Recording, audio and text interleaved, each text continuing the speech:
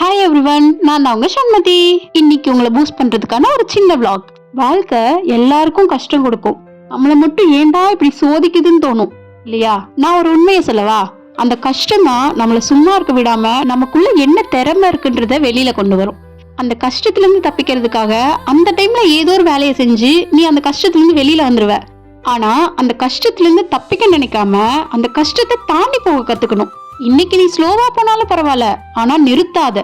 நீ ஓடிக்கிட்டே இருக்கிறப்ப உனக்கான நாள் வரும்போது அந்த இடத்துல நீ ஒரு வெற்றி ஆனவளா நீ அங்க நிப்ப. உன்னால இது செய்ய முடியாது, உன்னால பண்ண முடியாது, நீ ஜெயிக்க மாட்ட அப்படின்னு சொன்னவங்க முன்னாடி நீ ஜெயிச்சு நிப்ப பாத்தியா?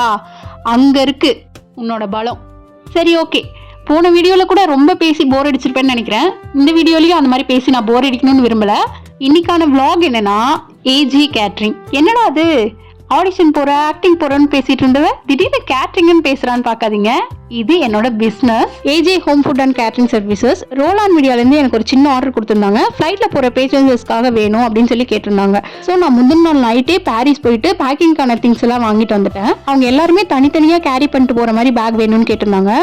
அதுக்காக மார்னிங் 3 o'clock எழுந்து கடகடன் வெஜிடபிள்ஸ் எல்லாம் கட் பண்ணி மஷ்ரூம் பிரியாணி, பொமோகிரானேட் மிக்ஸ் பண்ண curd rice, potato fry, onion raita, gulab jamun எல்லாமே தனித்தனி பாக்ஸ்ல போட்டு ஃபாயில் கவர் போட்டு சீல் பண்ணி அவங்களுக்கு டெலிவரி பண்ணியாச்சு. அப்புறம் ஆஃப்டர்நூன் நான் கிளைண்ட் கிட்ட கேட்டிருந்தேன் ஃபுட் எப்படி இருக்குன்னு. அவங்களும் ரொம்ப எக்ஸலண்டா இருக்குன்ட்டு ஒரு கமெண்ட் பண்ணியிருந்தாங்க.